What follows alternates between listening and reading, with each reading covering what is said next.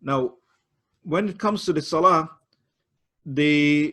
some of us may have grown up in a different country, and so we may see one version of the prayer, and then we come to America, we may see another version. So there are two main versions that are of how the prayer is being prayed. The Hanafi prayer usually have 6 extra takbir. And so the way it's prayed is that you will say Allahu Akbar, and then you will tie your hand, and then you will read your sana, Subhanaka Allahumma bihamdika, and after that, you will make 3 takbirs before reciting Surah Fatiha.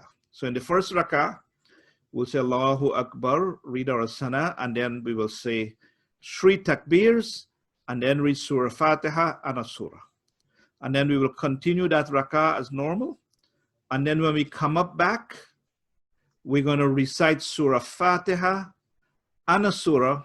But before we go to ruku, we're going to make 3 takbirs.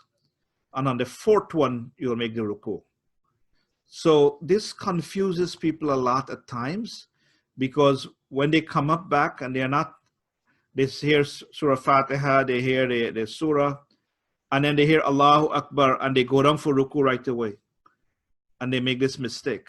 Then they will hear the next Allahu Akbar and they get confused. Oh my, what is happening? I supposed to have here Sami Allahu liman hamida, but then the Imam keeps saying 3 Allahu Akbar. So the 3 Allahu Akbar is before the ruku, and then on the 4th Allahu Akbar you go down for the ruku and you continue as normal. So that's one method. The second is in which you make 12 extra takbir. And in this one, you do the same thing like the first one. You say Allahu Akbar, you read your sana, and then you make 7 takbir before you recite Surah Fatiha and the surah.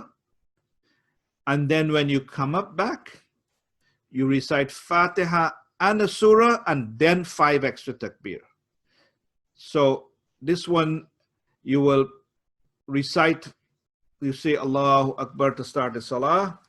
You read your sana, you make 7 Allahu Akbar, then they read the Surah Fatiha and the surah, go down for ruku, sajda as normal, come up back, then we read Surah Fatiha and surah, and then before they go to the ruku, he will make, when you come up back, before you recite before you recite the Fatiha and surah, you'll make 5 takbir.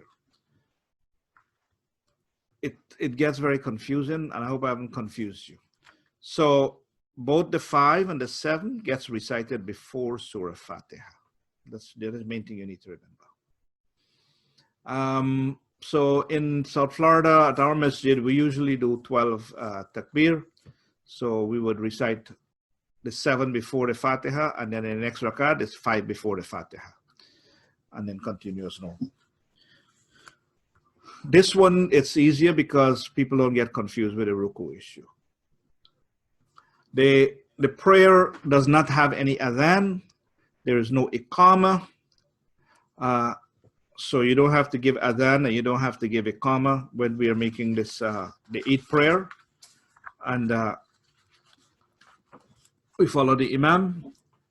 Now, in terms of the extra takbir, you can choose to raise your hand for each one, or you can choose to keep your hands tied and don't raise them. The Imam is making the extra takbir, you just stay stationary and you don't raise your hands. Or you could make Allahu Akbar, you put your hands up for every one of them, Allahu Akbar, and then you keep tying them. You could also, there's some people that they would say Allahu Akbar and then leave it to the side until the final one, until the 7th one, then they will tie their hand. All of that is particularly, there's no problem with any one of those. The simplest one, of course, is to don't raise your hand at all and just, say the 7th takbir and that's it. And so that's the salah. Salah is considered wajib or sunnah as well. And the salah is followed by a khutbah. This is a little bit different in that for the Jumu'ah, the khutbah comes before the salah. For the Eid, the salah is read first and then the khutbah.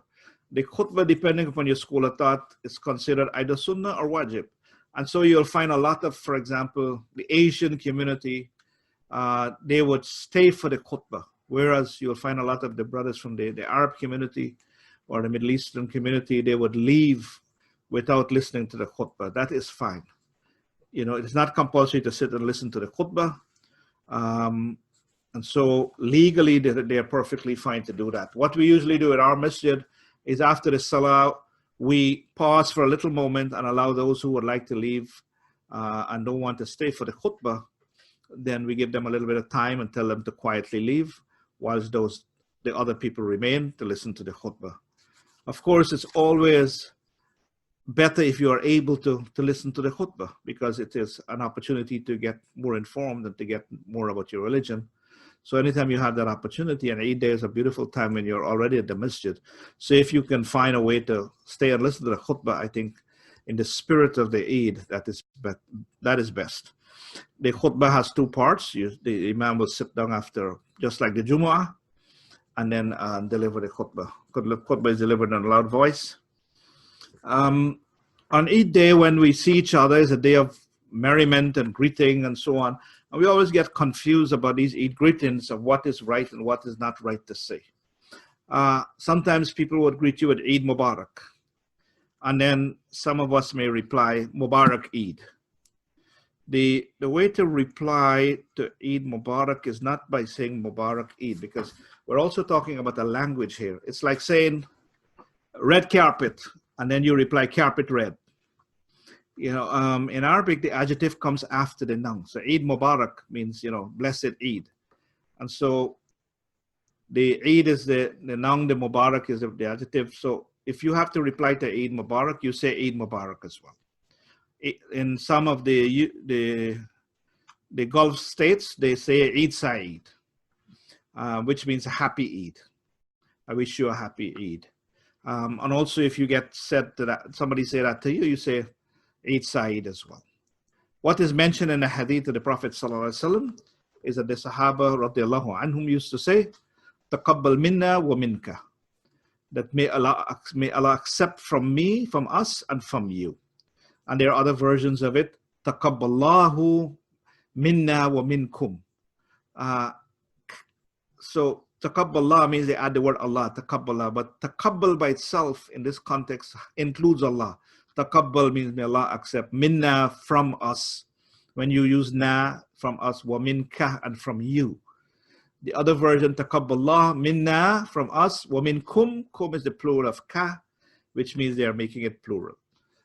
So you say taqabballah minna wa minkum. So there's a specific hadith that mentions exactly these words, taqabbal minna wa minka. And so some people make a big deal about this. We should not do so. You know, it's a greeting. It's not a worship. And so, you know, getting all detailed that I have to be politically correct in what I say and all of that, you know, we should avoid doing that. People are trying to wish you a good Eid. You know, don't make it an issue. You know, even if they make a mistake in saying it to you, you understand the spirit in which it is said, as long as they don't say something cursing you or whatever. But they are trying to say Eid Mubarak or a blessed Eid or may Allah you have a happy Eid, or even if they greet you in English, you know, it's perfectly fine.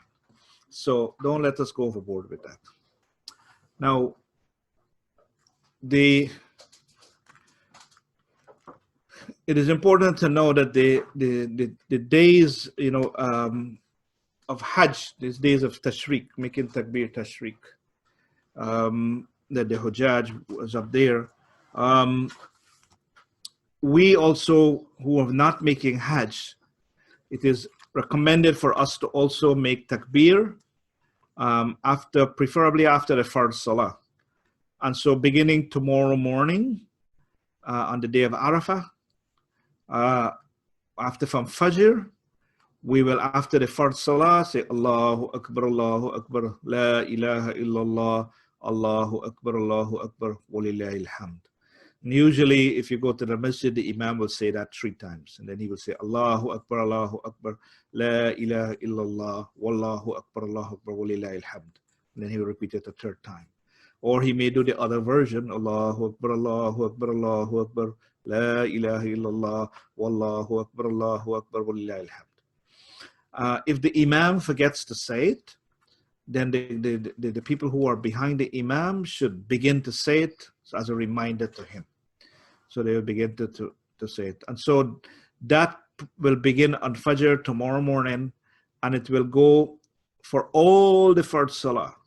On the whole day of Arafah, the whole day, that is Thursday, whole day, then Friday, the day of Eid, then on Saturday, all day long, then Sunday, all day long, and we will conclude this after Salatul Asr on Monday, would be the last time that we will say it after the Salah.